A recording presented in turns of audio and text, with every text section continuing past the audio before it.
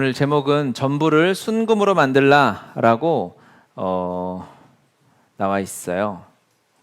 네, 36절, 37절 한번 또 읽겠습니다. 그 꽃받침과 가지를 줄기와 연결하여 전부를 순금으로 쳐 만들고 등잔 7을 만들어 그 위에 두어 앞을 비추게 하며, 계속 읽겠습니다. 그 불 집게와 불똥 그릇도 순금으로 만들지니 등잔대와 이 모든 기구를 순금 한 달란트로 만들되 너는 삼가 이 산에서 내게 보인 양식대로 할지니라. 아멘. 우리가 읽은 말씀은 진설병, 떡상이라고 불리는 성막의 기구와 그리고 등잔대, 이렇게 우리가 촛대, 7촛대 이렇게 표현하기도 하는데, 사실 초는 학자들의 쓴 주석을 보니까 초는 한참 뒤에 이렇게 발견되고 만들어서 썼다고 해요. 그러니까 등잔대라는 표현이 성경에 맞는 표현입니다. 성막을 보시면 이제 성막 지성소, 휘장 안으로 이렇게 들어가면 이제 우리가 지난주에 나누었던 언약궤, 하나님의 법궤가 있지 않습니까? 휘장 밖에는 무엇이냐면, 이제 여기가 언약궤가 있는 휘장이라고 치세요. 알겠죠? 휘장을 딱 열고 나가잖아요. 그러면 이 앞에 이제 분향단이 있어요. 그리고 이쪽에 진설병, 떡상이 있고 이쪽에 등잔대가 있어요. 이해 가세요? 그 밖으로 나가면 이제 마당이 있고, 이런 이제 성막의 모양, 모습이라고 이렇게 볼 수 있습니다. 8절에 보면 절이 아니고 출애굽기 25장, 우리가 읽은 본문, 먼저 진설병에 관한 이 말씀들을 보잖아요. 그러면 30절에 상 위에 진설병을 두어 항상 내 앞에 있게 할지니 라고 이야기합니다. 그리고 이 진설병에는요, 이 떡상에는 떡이 12개가 있어요. 12개의 떡을 6개씩 이렇게 쌓아서 놓습니다. 12개는 이스라엘의 12지파를 상징한다, 이렇게 우리가 이해할 수 있겠죠. 12지파가 먹어야 할 떡을 상징적으로 이렇게 하나님 앞에 두시고, 하나님이 뭐라고 말씀하시냐면 항상 내 앞에 있게 할지니라 라고 이야기합니다. 이스라엘 백성들은 항상 하나님의 임재 앞에서, 지성소 앞에서 이 떡을 먹는 의미를 이제 하나님께서 말씀해 주시는 거예요. 떡을 먹는다는 것은 무엇입니까? 사람이 음식을 먹는다는 것은 그 자체가 기쁨이고 만족이 있고 감사함이 있잖아요. 사람이 먹는 기쁨이 있으니까요. 그래서 우리가 예배당 들어올 때 뭔가 오른쪽 주방에서 뭔가 수닥수닥 하고 있으면 뭔가 기분이 좋아지는 게 있지 않습니까? 예배에 대한 기대도 있지만 오늘 뭔가 나오는구나, 이런 먹는 거에 대한 기쁨도 있죠. 근데 여기서 뭐 먹는 것도 기쁘지만 먹는 것은 우리의 힘과 에너지가 되는 거 아니겠습니까? 하나님의 말씀은 영적인 우리에게 주시는 생명의 능력이죠. 예수님이 자신을 무엇이라고 표현하셨냐면 생명의 떡이다, 이렇게 표현하셨어요.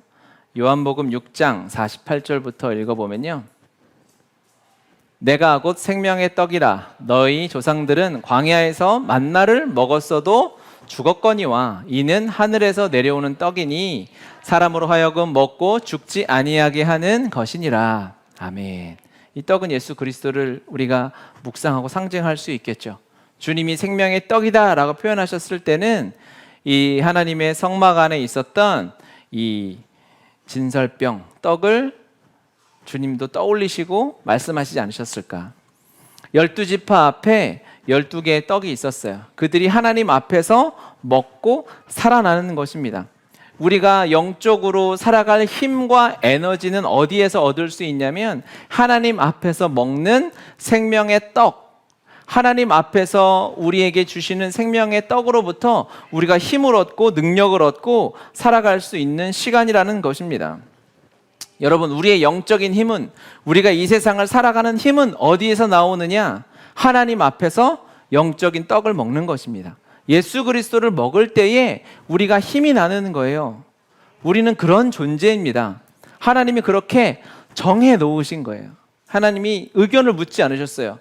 야, 너 내 앞에서 먹을래? 내 뒤에서 먹을래? 좀 멀리 가서 먹을래라고 하시지 않고 항상 내 앞에, 지성소 바로 앞에, 어떻게 보면 어울리지 않을 수 있어요. 더 거룩한 어떤 상징들을 이 성막에 진열해 놓으실 수도 있었겠지만, 하나님은 우리가 이 세상을 살아가는데 힘과 에너지, 이 세상을 돌파해 나가는 힘은 어디에 있느냐? 그것은 하나님 앞에서 생명의 떡이신 예수 그리스도를 만나고 먹을 때 그때 힘이 나는 것이죠. 그게 진짜인 겁니다.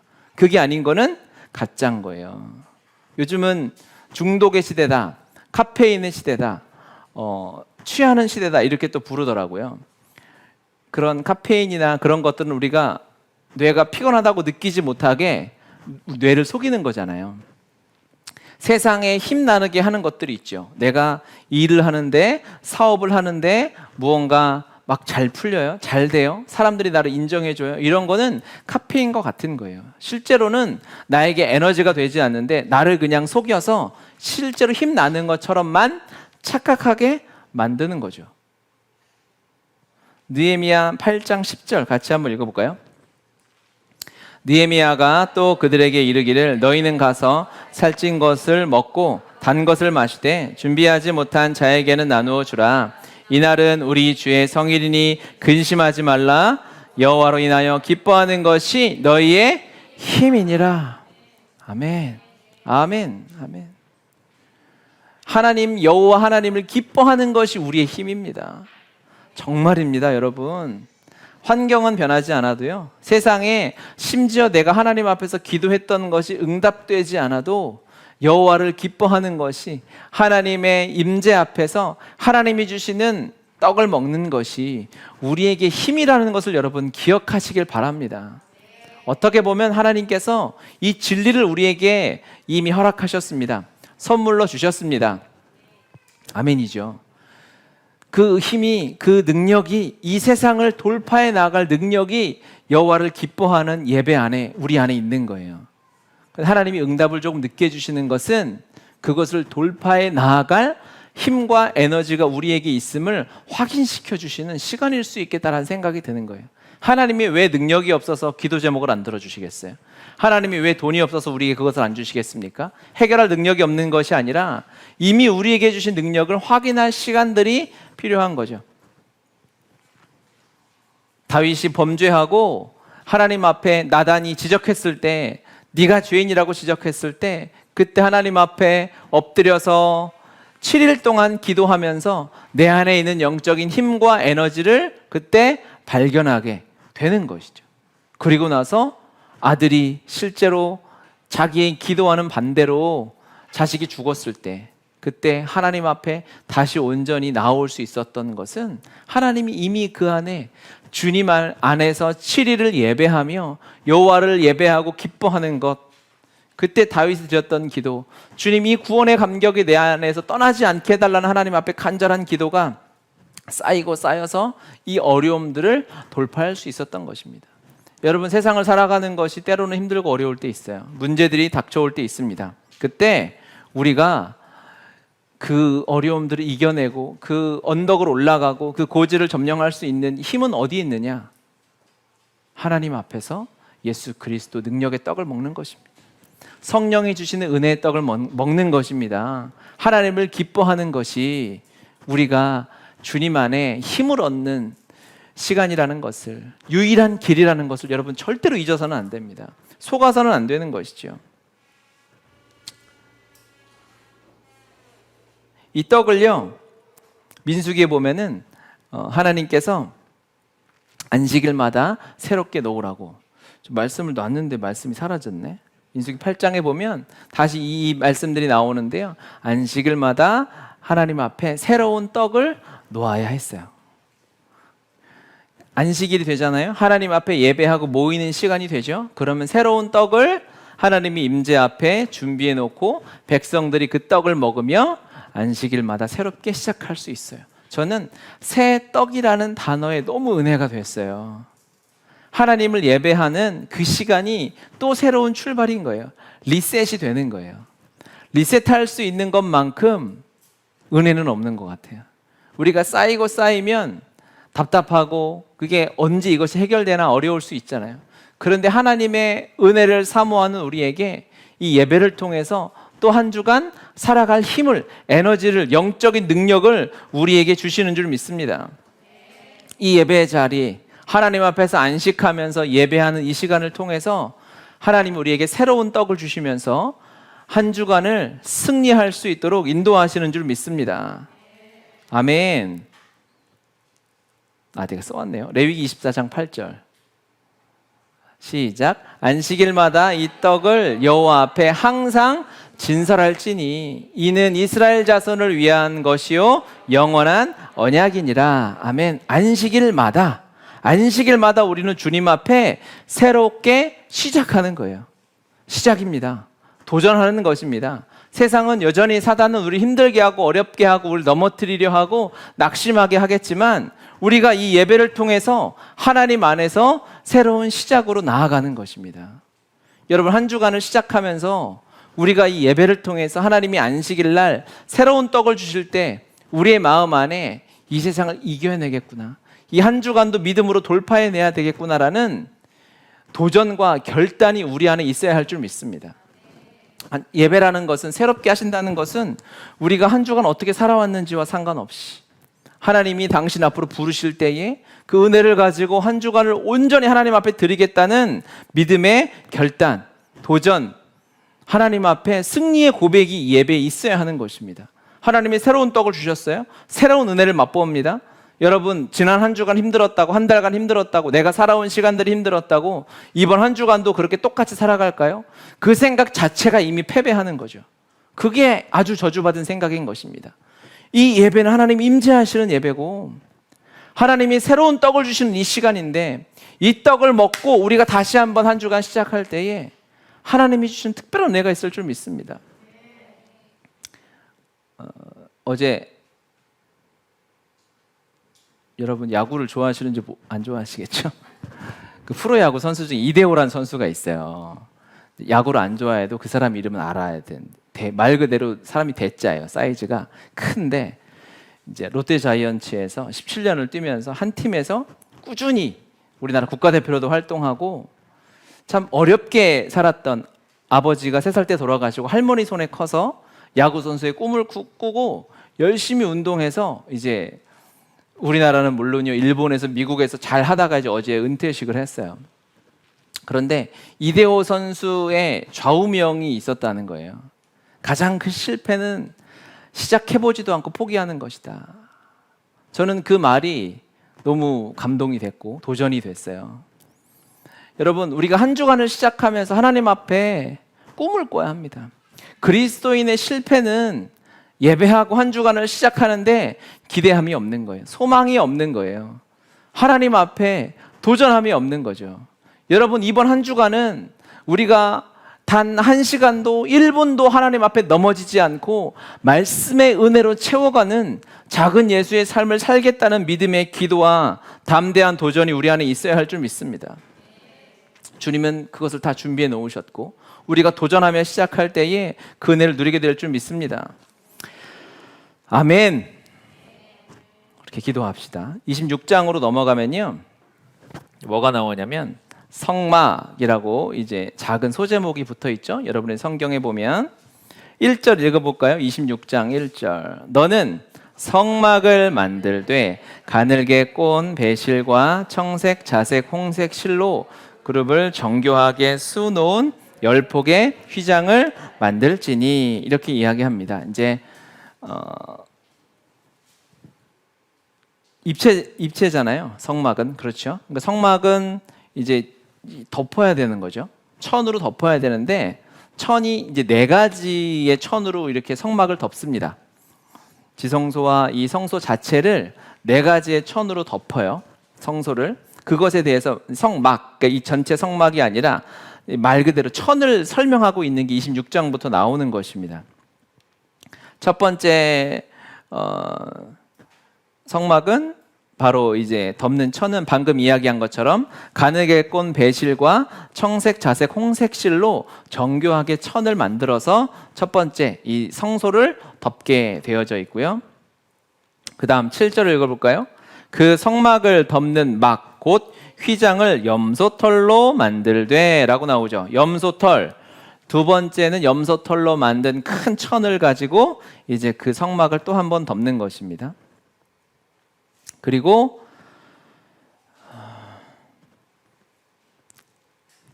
그 다음은 숫양의 가죽, 그리고 마지막은 해달의 가죽. 이제 이 해달이란 단어가 참 해석이 지금도 어려운 이제 학자들의 숙제라고 하는데, 해달 또는 돌고래로 해석되어지는 그 가죽을 덮음으로써 이제 이 성소는 4번 덮는 거예요. 4종류의 다른 천을 가지고 이 성소를 덮게 되어져 있는 거죠. 천을 왜 이렇게 덮을까요? 이렇게 덮으면 어떻게 될까요? 가죽과는 처음에는 이렇게 아주 고급스러운 천으로, 이 첫 번째 1절에 나와 있는 가느개꼰 배실과 청색, 자색, 홍색 실은 왕궁에서 썼던 재료라고 합니다. 왕궁에서 쓰던 천 옷감이었어요. 아주 고급스러운 것을 가장 아름답게 덮어놓고 그 위에는 염소털, 또 숫양의 가죽, 해달의 가죽으로 덮어서 첫 번째는 밖으로부터 들어오는 모든 빛이 완전히 차단되는 역할을 하는 것입니다. 특별히 4번째 천은 해달의 가죽, 돌고래의 가죽이라 해석되어지는 것은 아마 이것은 방수의 용도가 있었을 것이다. 비가 오고 이러면 물이 성막 안으로 들어오면 안 되잖아요. 그러니까 외부에서 물이나 빛의 공격으로부터 완전히 차단하는 역할을 이 천 쪼가리라고 하기엔 좀 그렇고, 하여튼 이 천이 하는 것입니다. 이 성막이 하는 것이죠. 세상으로부터, 모든 사람들이 동일하게 누리는 이 세상으로부터 완전히 차단하고 보호하는 역할을 이 천이 하는 거예요. 이 천이 4겹이잖아요. 그런데 밖에서 보잖아요. 그러면 성막은 보이는 게 뭘까요? 보이는 것은 마지막 4번째 덮은 천만 보이겠죠. 첫 번째 바로 덮는 천은 안 보여요. 이 왕궁에서 쓰는 화려하고 너무 고급스러운 비싼 이 귀한 천은 밖에선 보이지 않고, 밖에서는 성막을 보면 방수되는 천만, 해달의 가죽으로 덮인 천만 보이게 되는 거죠. 너무 이것이 우리가 이 시대를 살아가는 그리스도인의 모습이 아닐까. 그 안에는 온전히 순금으로 되어 있는 성전의 기구들이 있어요. 성막의 기구들이 있어요. 천은 너무너무 화려한, 너무 귀한 보물이 그 안에 있어요.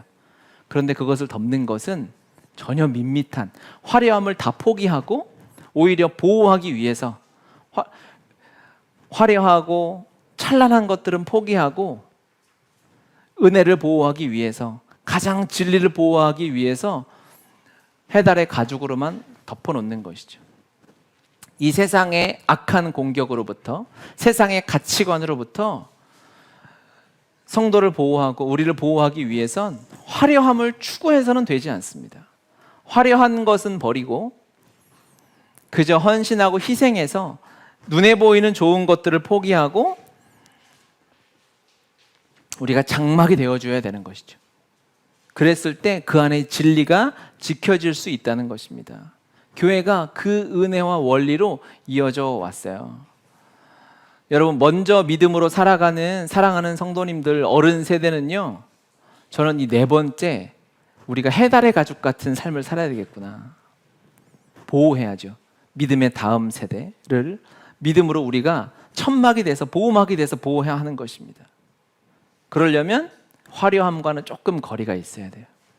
화려함을 포기하고, 나는 이미, 우리는 큰 은혜를 받았으니, 한량없는 주님의 은혜를 받았으니, 눈에 보이는 좋은 것들, 나의 편안과 나의 좋은 것들을 내려놓고 이 믿음의 다음 세대에게, 또 아직 주님을 알지 못하는 우리의 영적인 제자들, 영적인 자녀들에게 이제 앞으로 교회에 오실 분들을 위해서 우리가 희생하고 나의 화려함을 내려놓을 때, 그때 하나님의 이 진리의 말씀이 흘러가게 될 수 있다라는 것입니다.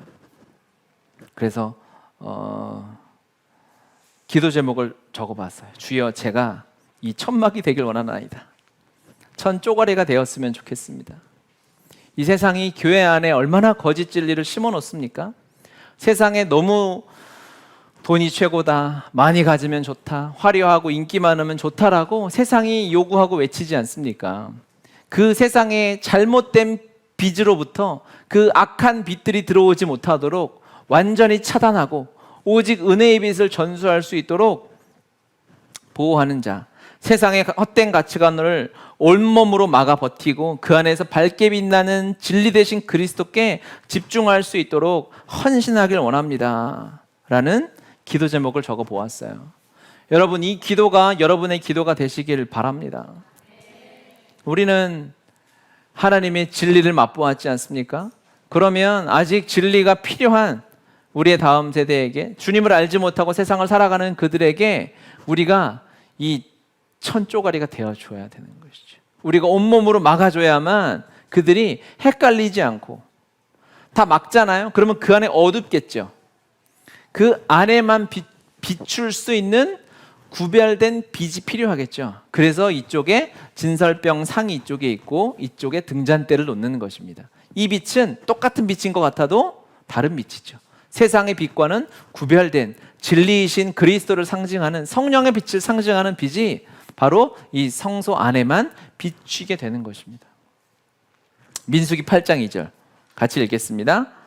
세 번역으로 제가 써왔어요. 아론에게 말하여라. 너는 그에게 등잔을 밝힐 때에는 등잔 7개가 등잔대 앞 맞은 쪽을 비추게 차려놓으라고 일러라. 등잔을 밝힐 때는 등잔 맞은편에 진설병상, 이스라엘 12지파를 상징하는, 우리 성도들을 상징하는 그곳을 비추도록 등잔대가 마주보게 두라는 것입니다. 그 안에는 완전히 구별된 다른 빛이 있어요. 그리고 그 안에는 완전히 순금으로 다 되어져 있는, 떡상마저도 순금으로, 우리 본문에 읽은 것처럼 39절에 순금 1달란트, 엄청나게 많은 양을 사용해서 이 작은 성소를 귀하고 아름답게 빛을 비추어서 보호하고 다음 세대에게 전해주는 하나님의 이 놀라운 사명을 주셨다는 것이죠. 세상을 지켜내는 것은요, 우리 교회가 이 시대에 복음의 사명을 감당하는 것은, 눈에 보이는 화려함은 의도적으로 우리가 노력해서 지향해야만 세상의 빛으로부터 막을 수 있겠구나 라는 것이죠.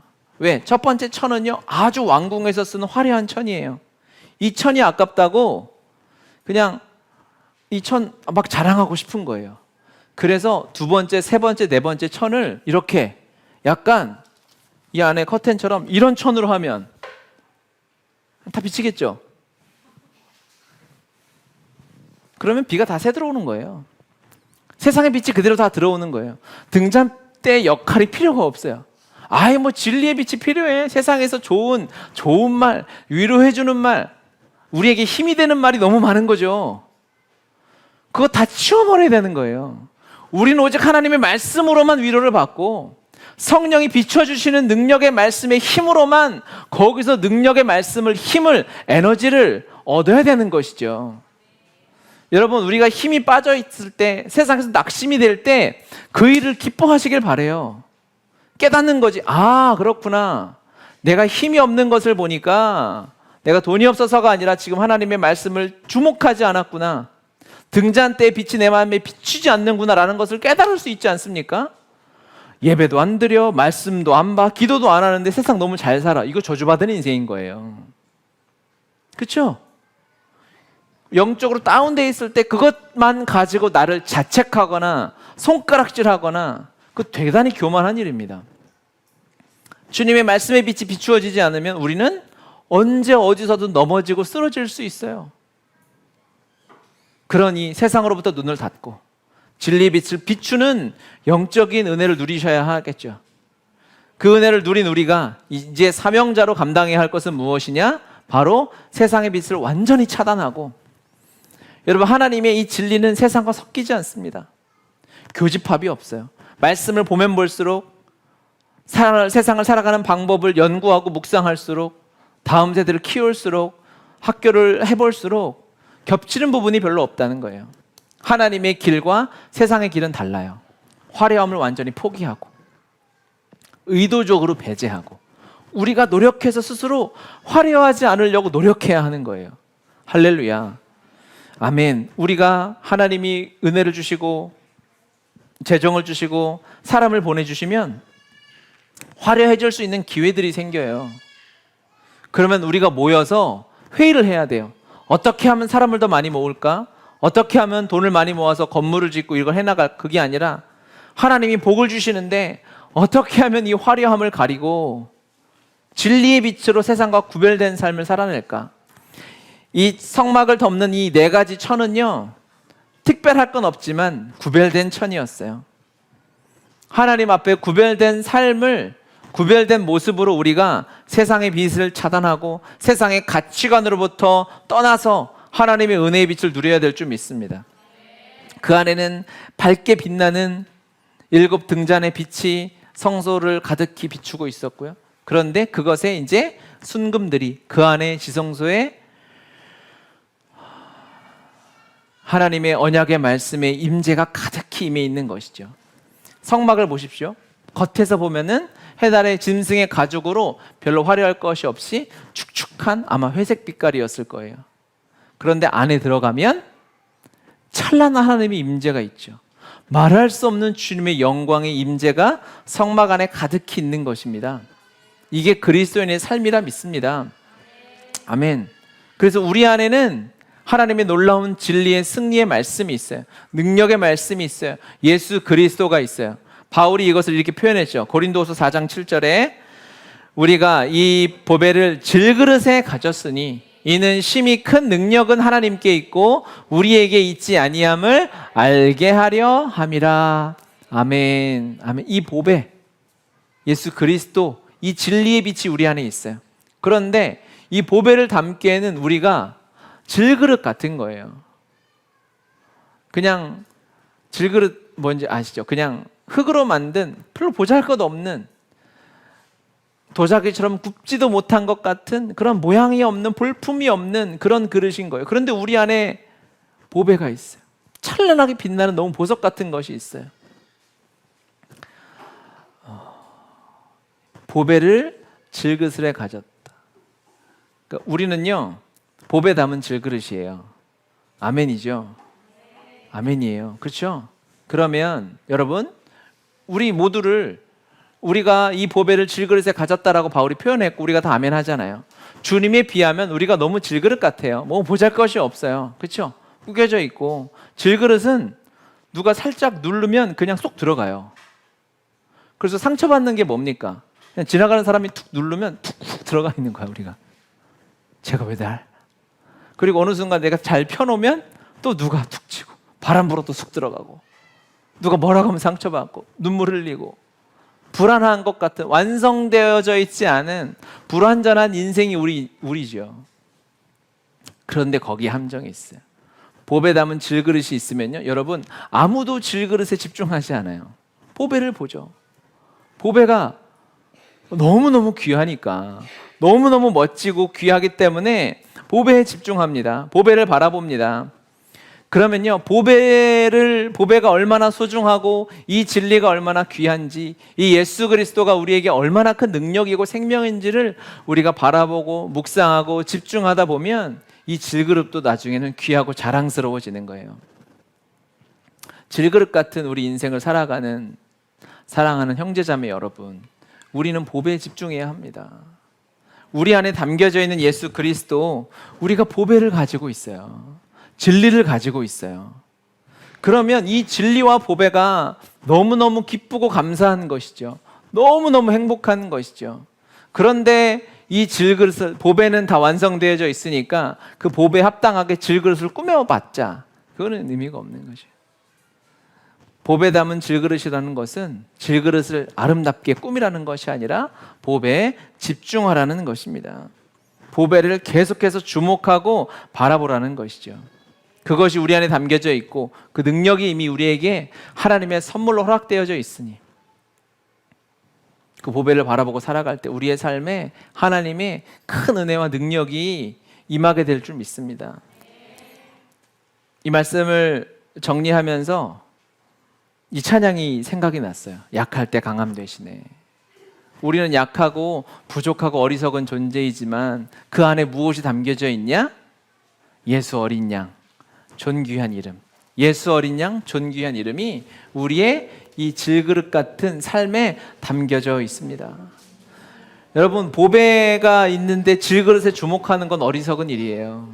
나의 질그릇 같은 내 삶에 집중하지 않고 보물 되시고 진리 되시고 영원히 변하지 않는, 여러분, 다이아몬드가 귀한 이유가 뭔지 아십니까?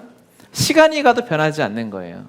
시간이 흘러도 그것이 변하지 않고 색이 바라지 않고 변함이 없기 때문에, 그래서 보석이 귀한 것이죠. 어린 양 대신, 보배 대신, 진리 대신 그분을 여러분의 삶의 마음에 담아두신 주님의 은혜를 기억하면서 우리 함께 약할 때 강함 대신에 한번 찬양하도록 하겠습니다.